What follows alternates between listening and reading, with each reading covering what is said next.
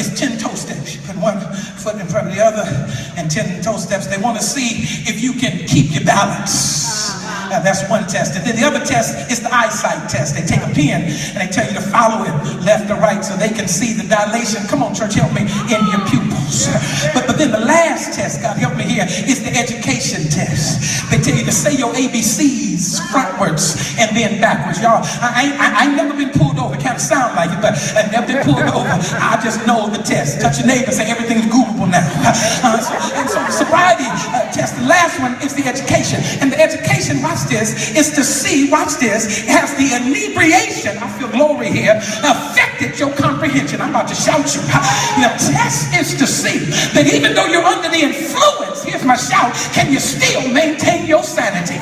We getting ready to run the devil out of here. Look at your neighbor and say, neighbor, in the craziest seasons of my life, God held me together and I live to testify about it. In the most miserable, mixed up, messed up season of my life, he proved to me that if I be for you, who can be against you? Number one, they can't confirm what they see. Number two, when you're recovering from a bad night, you can't control what you say. Look at verse 34. You say things, perversive things, demeaning things. You can't control what you say because watch this, the tongue, watch this, number one, is dominating and demeaning in its dialogue. It can be dominating and demeaning in its dialogue. The tongue, we've heard it, is a little member that can create a lot of mess. Listen, church, I ain't come to be deep today. In this season, we need to be careful with our words. Yeah, words hurt. Yeah. And I don't care what you say, sticks and stones may break my bones, but names will never hurt me. That's the biggest lie I've ever heard. If you're going to be honest in here, some names do hurt. I'm standing in front of you today to tell you some names do hurt, especially the names and labels people give you that you know you're not. Can we just be honest and have a little church? Is there anybody here that's ever been frustrated because you've been misread? Have there ever been anybody here who's been frustrated because you've been mislabeled? Can you imagine going to the grocery store and you only buy groceries by label and you buy this item that said it was this and you get it home and open it, it's something else? Well, I've come to tell you that's been a lot of my relationships. It's been labeled friendship, it's been labeled family, but when I get it home and open it up, it's the total opposite of what it should represent. Tongue is dominating in the mirror in its dialogue. But number two, it's manipulative in its message. It can speak extravagantly and utter irrelevant rhetoric at the same time. Lord have mercy. That's contrary to reason, watch me shout, religion and reality. Things, watch this, they would be ashamed to say if they were sober. You got people get courage when they intoxicated. You got some people who blow some blunts and act like they can beat up everybody. Come on, don't turn me off now. You got some people who snort some cocaine and think they're Superman. You got some people who are past the Cavassier, I got too deep for y'all, and get your little G in the sin, and then you think they're in control. You ever had that drunk that you know can't do nothing, but the minute they get a little something in them, they appear to be something more than what they not? And what you got to understand, that's false religion. When you got the Holy Ghost, you ain't got to pretend like you're invincible. When you got the Holy Ghost, you ain't got to pretend that you're unconquerable. When you got the Holy Ghost, no weapon formed against you shall prosper. It's dominating and demeaning in its demeanor. It's manipulative in its message. But then lastly, it's sinister in its speech. The tongue. It attempts to become, watch this, watch the text, persuasive with perversion. Watch perverted tongues. Let me mess the message up. I teach my daughter that a lot of these songs out there, get mad at me if you want to, is doing nothing but demeaning women. I don't care if you get mad about this. I told my daughter, if I ever find out that you're comfortable with being a side chick, if I ever find out that you're all right with being less than, it's all like neck bones. Because what I gotta help you understand is that you're fearfully and wonderfully made. and that if anybody's coming for you, they better know who you are. Shake your neighbor by the hand and say, neighbor, ain't nobody side nothing. I'd rather wait for what God has for me than to share something that I will never have the total significance. I made you mad. Let me close. Let's see. Let me close. It is, if you're going to recover from a bad night, sometimes you can't control what you see. Confirm what you see. Number two, you can't control what you say. But lastly, when you're trying to recover from a bad night, sometimes you can't comprehend what you suffer. Look at verse 34, 35. Right here, a word in this text, Arthur grabbed me. It's the word mask. Do you see it? Your translation should be mask, M-A-S-T. It's in the King James Version. The word mask, watch this, refers, watch this, to what sailors call a crow's nest. Right. It's a lookout point that's on the ship. Have you ever seen pirate ships? And there seems like to be a little barrel at the top of a pole. That would be considered a mast. And what would happen is you would get in that mast and you would go in it to see if there would be potential storms coming. God help me here. Enemy vessels approaching or distant landfalls. Watch this. In order to be able to see what's coming against you or what you're coming into, they had to go up. In order to see what was coming against them or what they was coming into, they had to go higher. Oh, God help me here. And sometimes you got to remember that in your life, God has positioned a crow's nest in you that you can climb up to the height of your discernment and see the enemy before he's even coming and see safe land in the distance. I feel glory. Shake your neighbor by the hand and say, neighbor, the reason I recovered from a bad night is because God gave me the ability to go higher. When the storms were raging around me, when the enemies were closing in, God took me up higher so that I can see it coming before it gets here. Jesus. Because to fall asleep, here's going to shout you, at that level would be dangerous. So the person who stood at the mast had to stay awake. I got to get this, even in the storm. They had to stay awake even when enemies were coming. Because what they were, here's my shout, the lookout wasn't the weapon, they were the warning. God help me here. Shake your neighbor by the hand and say, neighbor, I ain't got to worry about the weapon. I just need a warning.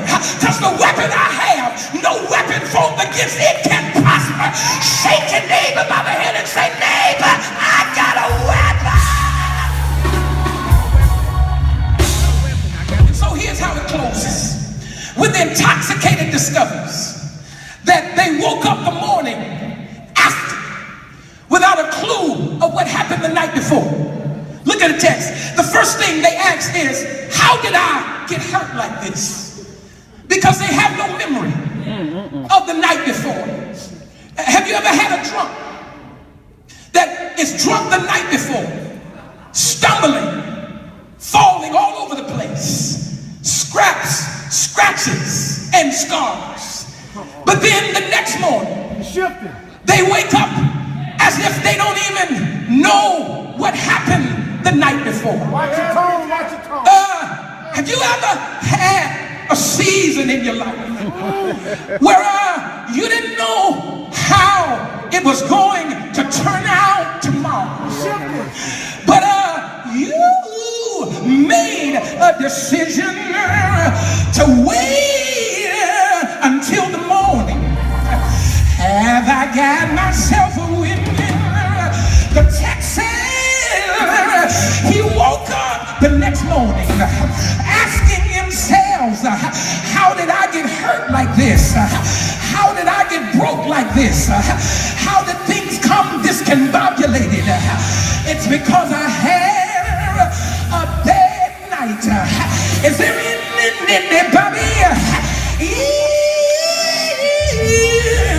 Anybody in the room who can testify? Have you ever had a bad night? But thanks be to God that the morning brought something better. I've got to get out of here What the intoxicated decide scares me.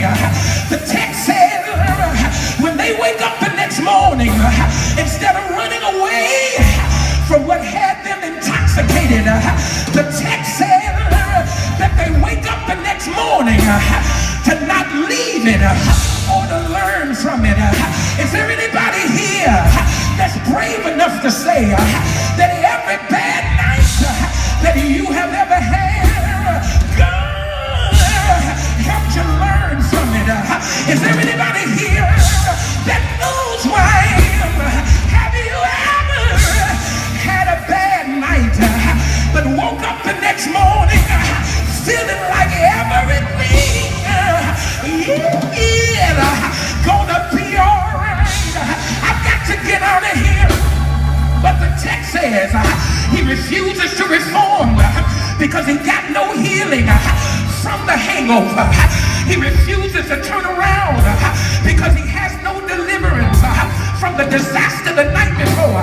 So he wakes up the next morning and the text says he goes right back to the very thing that happened to him the night before. They tell me that the cure to a hangover is to have another drink, but the devil is a liar. Where my young people at? Ludacris had a song years ago, said if I have one more drink, I wish I had a church here. He said a whole lot of other things would be going down. So tell me, why would this man want to go back to what he just came out of?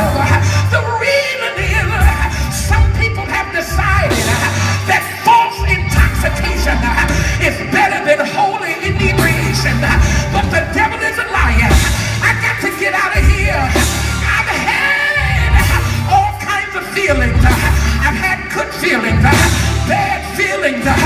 Mama to touch me, father to touch me, brothers to hug me, sisters to embrace me, wife to kiss me, wife to love me, children to embrace me.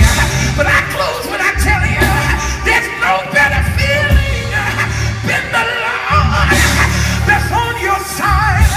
Is there anybody here that can testify after a bad night I'm still here?